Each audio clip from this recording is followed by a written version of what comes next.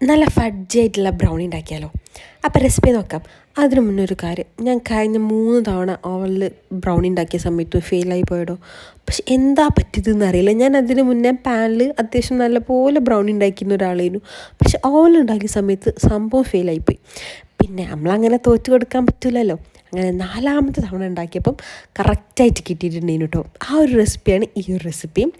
സംഭവം കഴിഞ്ഞ 3 തവണയും ഈ ഒരു സെയിം റെസിപ്പി തന്നെയാണ് കേട്ടോ ഫോളോ ചെയ്തത്. പക്ഷേ എന്ത് പറ്റിയെന്ന് ചോദിച്ചാൽ എനിക്ക് മനസ്സിലായില്ല. മേ ബി ഞാൻ കഴിഞ്ഞ 3 തവണയും ബട്ടർ പേപ്പർ വെച്ചിട്ടില്ലേനു. ഇപ്രാവശ്യം ഞാൻ ബട്ടർ പേപ്പർ വെച്ചു. ഇനിയിപ്പോൾ അതുകൊണ്ടാണോ എന്നുള്ളത് അതും അറിയില്ല. അപ്പം നിങ്ങൾക്ക് അതിനെ പറ്റി വല്ല ഐഡിയ ഉണ്ടെങ്കിൽ ഒന്ന് കമൻറ്റ് ചെയ്തോളി. അപ്പം ഈ റെസിപ്പി എങ്ങനെയാണെന്ന് വെച്ചിട്ടുണ്ടെങ്കിൽ ആദ്യം കുറച്ച് ബട്ടറും ചോക്ലേറ്റും പാടി ഒന്ന് മെൽറ്റ് ചെയ്തെടുക്കാം. എന്നിട്ട് ഒരു പാനിലേക്ക് എഗ്ഗും പിന്നെ ഷുഗറും കൂടി ഇട്ടിട്ട് നല്ലപോലെ ഒന്ന് മിക്സ് ചെയ്യുക. അതിലേക്ക് വേണമെങ്കിൽ കുറച്ച് വെനില എസൻസും കൂടി ചേർത്ത് കൊടുക്കാം. എന്നിട്ട് എന്താ പറയുക, നമ്മൾ മൈദയും കോഫി പൗഡറും കൊക്കോ പൗഡറും കൂടി മിക്സ് ചെയ്യുക. എന്നിട്ട് നമ്മൾ മെൽറ്റ് ചെയ്ത് വെച്ചിട്ടുള്ള ചോക്ലേറ്റ് ഉണ്ടല്ലോ, അതും അതിലേക്ക് ഇട്ടിട്ട് എല്ലാം കൂടെ നല്ല ഒരുമിച്ച് മിക്സ് ചെയ്തെടുത്തിട്ട് ഒരു ട്രേയിലേക്ക് മാറ്റി കൊടുക്കാം കേട്ടോ.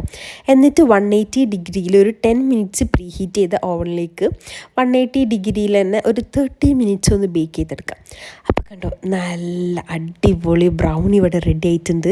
അതിൻ്റെ ആ ഒരു മുകളിലുള്ള അതേപോലെ കാണുമ്പോൾ ഉണ്ടല്ലോ വല്ലാത്തൊരു സാറ്റിസ്ഫാക്ഷനാണ് കേട്ടോ. അപ്പോൾ എല്ലാവരും ഒന്ന് ട്രൈ ആക്കി നോക്കി.